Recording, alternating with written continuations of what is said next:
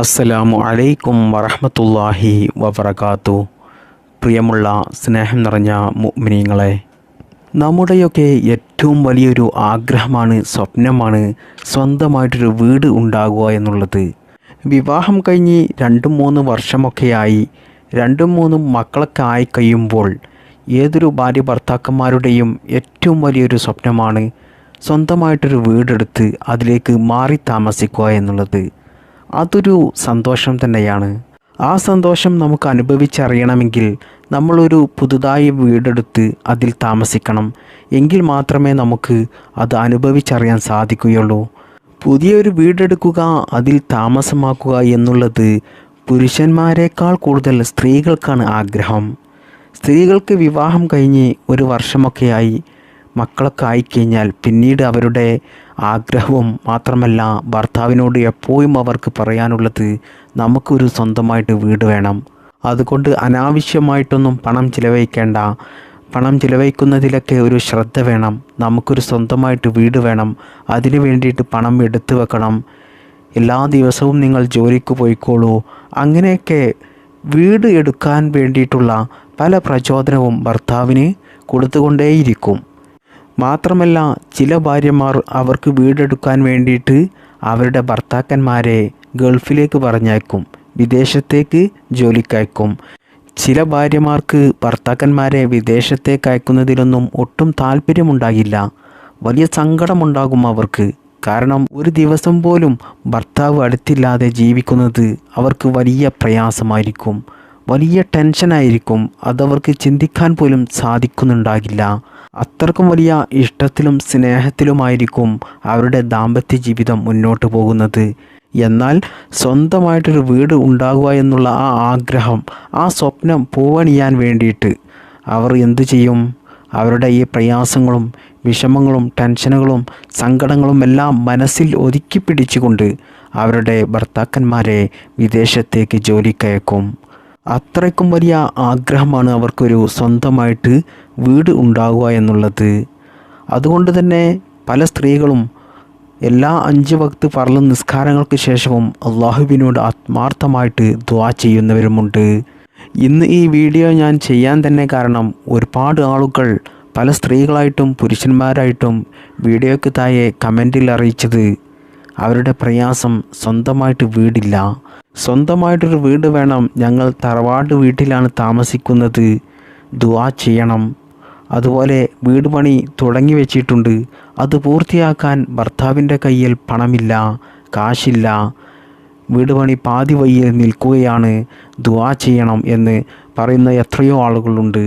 അതുപോലെ തന്നെ പരിശുദ്ധ ഖുർആൻ ഓതിയിട്ടും ദിക്റുകൾ ചൊല്ലിയിട്ടും സ്വലാത്തുകൾ ചൊല്ലിയിട്ടും മറ്റു പരിശുദ്ധ ഇസ്ലാം പറഞ്ഞു തന്ന പല മാർഗങ്ങൾ സ്വീകരിച്ചിട്ടും അള്ളാഹുവിനോട് ദുആ ചെയ്യുന്നവരുണ്ട്, അള്ളാഹുവിനോട് വീട് ചോദിക്കുന്നവരുണ്ട്. അത്തരത്തിൽ ഇതിനൊരു പരിഹാര മാർഗം തേടിയിട്ടായിരിക്കും പലരും ഇന്ന് ഈ ക്ലാസ് കേൾക്കുന്നത് തന്നെ. ചില ആളുകൾക്കൊക്കെ സ്വന്തമായിട്ട് വീടെടുക്കാൻ വലിയ പ്രയാസമാണ്. കാരണം അവർ വാടക വീട്ടിലായിരിക്കും താമസിക്കുന്നത്. അവരെ വാടക വീട്ടിലേക്ക് എത്തിക്കാൻ കാരണം അവർ താമസിച്ചിരുന്ന തറവാട്ട് വീട്ടിൽ സൗകര്യമില്ലാഞ്ഞിട്ടായിരിക്കും. ചെറിയ വീടായിരിക്കും. മാത്രമല്ല, ഭർത്താവിൻ്റെ അനുജന്മാരൊക്കെ ചിലപ്പോൾ 4-5 അനുജന്മാരൊക്കെ ഉണ്ടാകും. അവരൊക്കെ വിവാഹം കഴിച്ചവരായിരിക്കും. അതുകൊണ്ട് തന്നെ അവരുടെ മക്കളും ഇവരുടെ മക്കളും എല്ലാവരും കൂടി ആകുമ്പോൾ അതൊരു വലിയ കുടുംബമായിരിക്കും. അതുകൊണ്ട് തന്നെ ആ ചെറിയ വീട്ടിൽ സൗകര്യമുണ്ടാകില്ല. മാത്രമല്ല, ഒരുപാട് കുടുംബം ഒരു വീട്ടിൽ താമസിക്കുമ്പോൾ ഇനി എത്ര വലിയ സ്നേഹമാണെങ്കിലും അടുപ്പമാണെങ്കിലും ആ വീട്ടിൽ പ്രശ്നങ്ങൾ ഉണ്ടാകാൻ സാധ്യതയുണ്ട്. സാധ്യത എന്നല്ല, 100-ൽ 95% പ്രശ്നങ്ങൾ ഉണ്ടാകാം.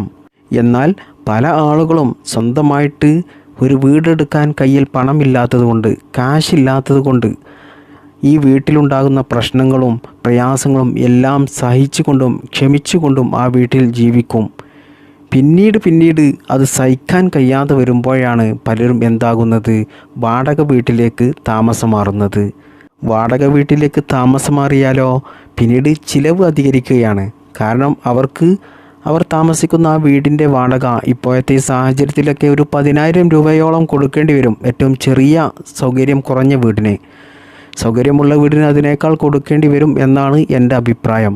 അപ്പോൾ അവർക്ക് ജോലി ചെയ്ത് കിട്ടുന്ന ആ ശമ്പളം കൊണ്ട് ഇതിനൊന്നും തികയാതെ വരും. കാരണം വീടിൻ്റെ വാടക കൊടുക്കണം, വീട്ടിലുള്ള മറ്റ് ചിലവുകളെല്ലാം നോക്കണം. എന്നിട്ട് അതിൽ മിച്ചം വരുന്ന ബാക്കി വരുന്ന പണം മാത്രമേ അവർക്ക് സ്വന്തമായിട്ട് വീടെടുക്കാൻ മാറ്റിവെക്കാൻ സാധിക്കുകയുള്ളൂ. ഇങ്ങനെ പണം മാറ്റിവെച്ച് ഏത് നാളാണ് ഒരു സ്വന്തമായിട്ട് വീടാകുക? പ്രത്യേകിച്ച് നാട്ടിൽ കൂലിപ്പണിക്ക് ജോലി ചെയ്യുന്നവരുടെ അവസ്ഥയൊക്കെ എന്തായിരിക്കും? അവർക്കൊന്നും ഒരിക്കലും സ്വന്തമായിട്ട് വീടെടുക്കാൻ കഴിയില്ല, വലിയ പ്രയാസമായിരിക്കും. മാത്രമല്ല, ഇനി അവർക്ക് ഭൂമിയും കൂടി വാങ്ങാനുണ്ടെങ്കിൽ പറയും വേണ്ട അവരുടെ അവസ്ഥ. ഈ സാഹചര്യത്തിലാണ് പല പുരുഷന്മാരും വിദേശത്തേക്ക് ജോലിക്ക് പോകുന്നത്. ഇനി വിദേശത്തേക്ക് ജോലിക്ക് പോയി എന്നിട്ട് അവിടെ ജോലി ശരിയാകാതെ ഉള്ള ജോലിക്ക് തന്നെ ശമ്പളം കുറഞ്ഞുകൊണ്ടും പ്രയാസപ്പെടുന്ന എത്രയോ ആളുകളുണ്ട്. വിദേശത്തുള്ള ആളുകളൊക്കെ ഒരുപാട് ആളുകൾ ദുആ ചെയ്യാൻ വേണ്ടി വസിയത്ത് ചെയ്യാറുണ്ട്. ഇങ്ങനെ ജീവിതത്തിൽ സാമ്പത്തികമായിട്ട് പ്രയാസപ്പെടുന്നവർക്ക് സാമ്പത്തികമായിട്ടുള്ള അഭിവൃദ്ധി ഉണ്ടാകാനും അവർ ആഗ്രഹിച്ച, അവർ ഉദ്ദേശിച്ചതുപോലെയുള്ള സൗകര്യമുള്ള ഒരു സ്ഥലത്ത് എല്ലാ സുഖ സൗകര്യങ്ങളുമുള്ള നല്ലൊരു വീടാകാൻ വേണ്ടിയിട്ടും ഞാൻ ഈ പറഞ്ഞു തരുന്ന കാര്യം ജീവിതത്തിൽ ചെയ്യുക.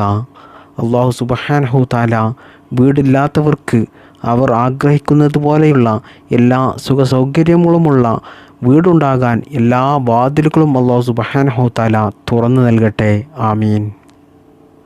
അതുകൊണ്ട് പ്രിയപ്പെട്ട മുഅ്മിനീങ്ങളെ, നമ്മൾ ആഗ്രഹിച്ച വീട് എളുപ്പത്തിൽ പൂവണിയാൻ, അതിൽ വരുന്ന എല്ലാ തടസ്സങ്ങളും നീങ്ങിപ്പോകാൻ, തടസ്സങ്ങൾ എന്ന് പറയാൻ പലർക്കും തടസ്സങ്ങൾ സംഭവിക്കും. വീട് പണി തുടങ്ങുക എന്നല്ല, പല കാര്യങ്ങളിലും തടസ്സങ്ങളുണ്ടാകും, നടക്കാതെ പോകും. പണം ധാരാളം ഉണ്ടാകും, ഭൂമിയുണ്ടാകും, എല്ലാം ഉണ്ടാകും. എന്നാലോ വീട് പണി എടുക്കാൻ പറ്റുന്നില്ല.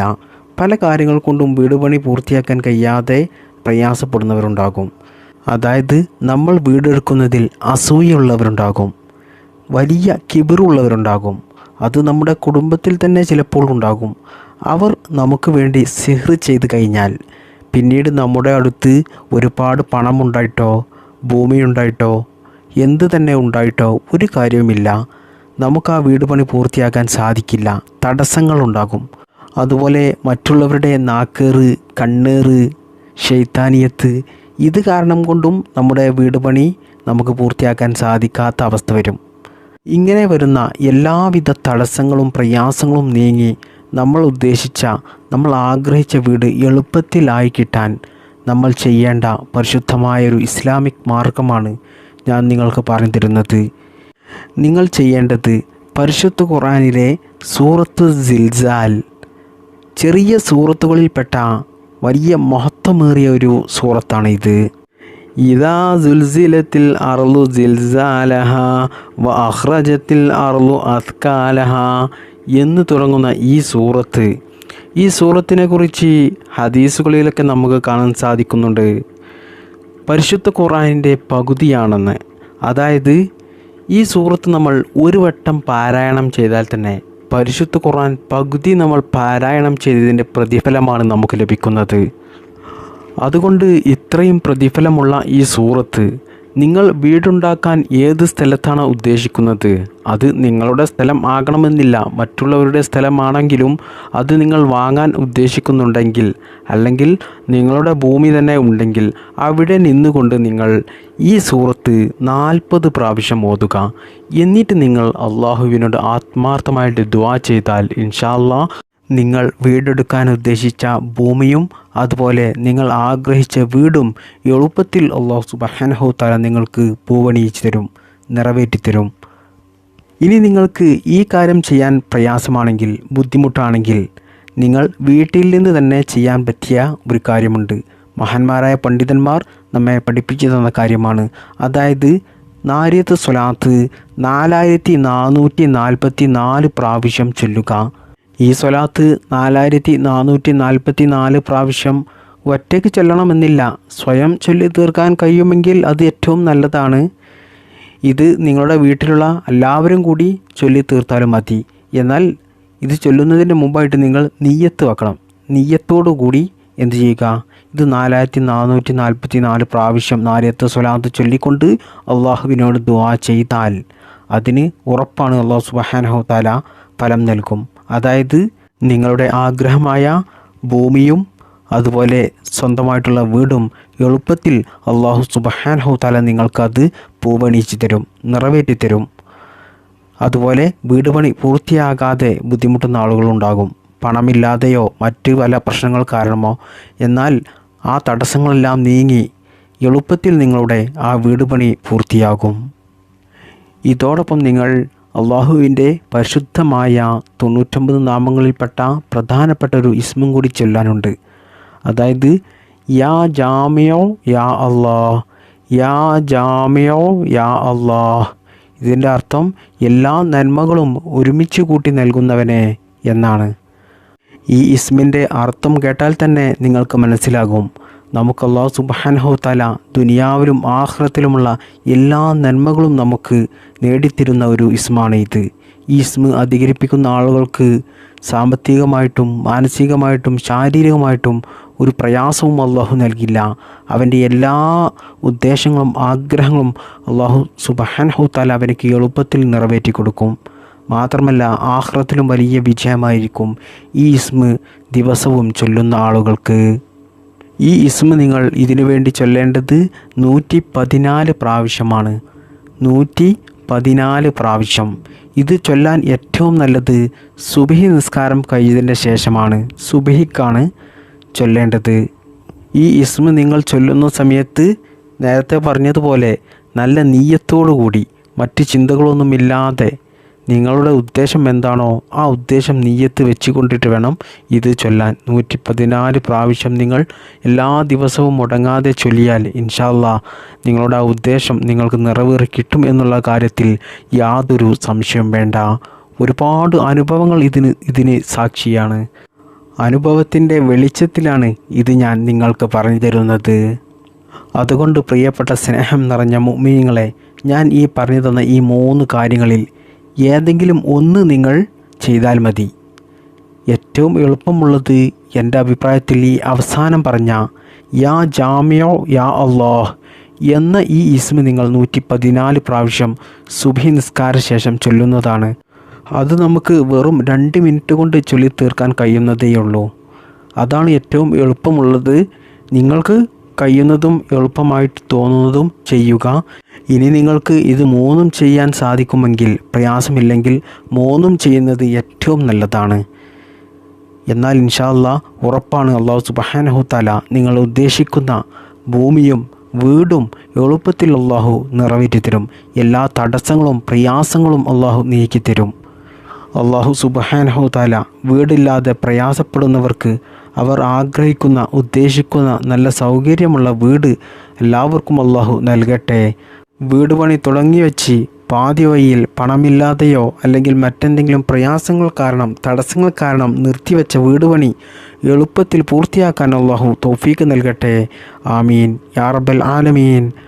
അസ്സലാമു അലൈക്കും വറഹ്മത്തുള്ളാഹി വബറകാതുഹു.